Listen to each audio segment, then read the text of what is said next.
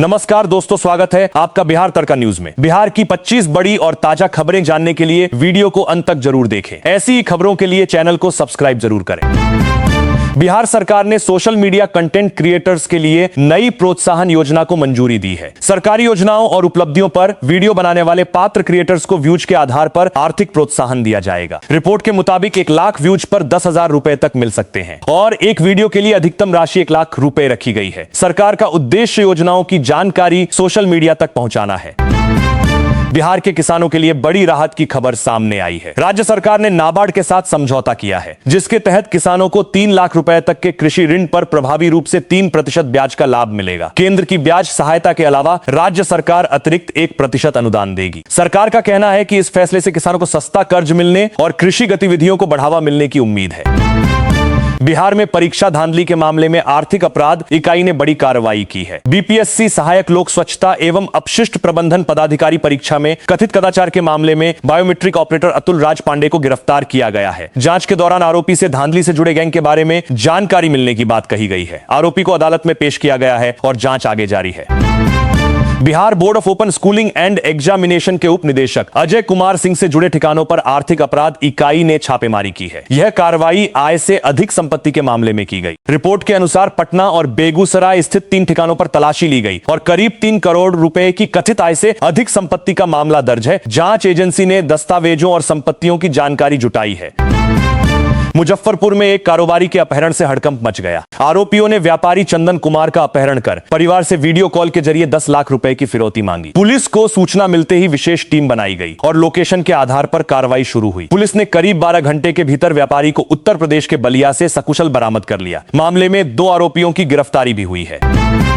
बिहार के मुजफ्फरपुर में AK-47 से जुड़े मामले में राष्ट्रीय जांच एजेंसी ने बड़ी कार्रवाई की है। NIA ने भैरव त्रिपाठी उर्फ मास्टर उर्फ गुरु को गिरफ्तार किया है। रिपोर्ट के मुताबिक यह मामले में 6ठी गिरफ्तारी बताई जा रही है। एजेंसी इस मामले में हथियारों की अवैध सप्लाई और नेटवर्क से जुड़े लोगों की भूमिका की जांच कर रही है। गिरफ्तारी के बाद जांच को आगे बढ़ाया जा रहा है।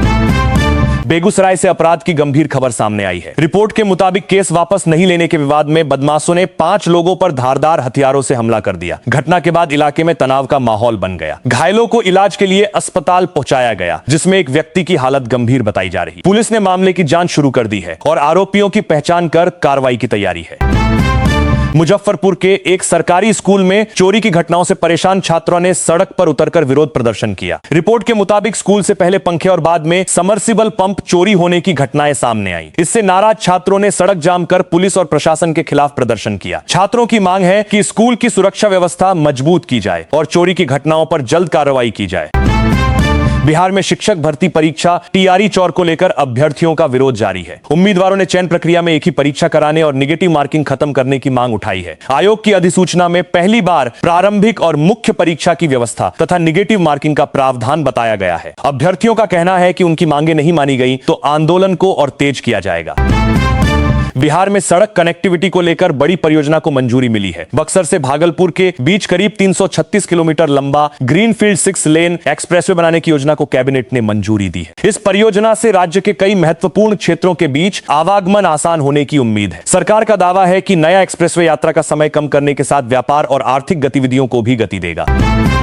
बिहार के सड़क नेटवर्क को मजबूत करने की दिशा में बड़ी खबर सामने आई है। मुजफ्फरपुर से सीतामढ़ी और सोनबरसा तक NH-22 के करीब 82 किलोमीटर हिस्से को 4 लेन बनाने की परियोजना मंजूर हुई है। इस परियोजना पर करीब 3,590 करोड़ रुपए खर्च होने की जानकारी सामने आई है। सड़क चौड़ी होने से उत्तर बिहार के लोगों को बेहतर कनेक्टिविटी मिलेगी और बिहार नेपाल आवागमन भी आसान होने की उम्मीद है।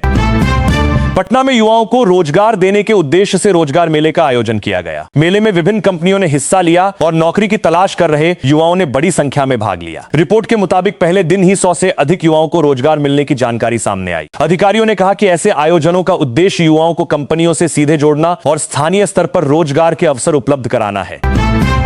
बिहार में गरीब परिवारों के लिए बड़ी योजना सामने आई है। सरकार ने 11 लाख से ज्यादा गरीब परिवारों को पक्के मकान उपलब्ध कराने की योजना पर जोर दिया है। योजना के तहत पात्र परिवारों को आवास निर्माण के लिए सहायता देने की तैयारी है। सरकार का उद्देश्य ग्रामीण और जरूरतमंद परिवारों को सुरक्षित आवास उपलब्ध कराना है। इस योजना से बड़ी संख्या में गरीब परिवारों को लाभ मिलने की उम्मीद जताई जा रही है।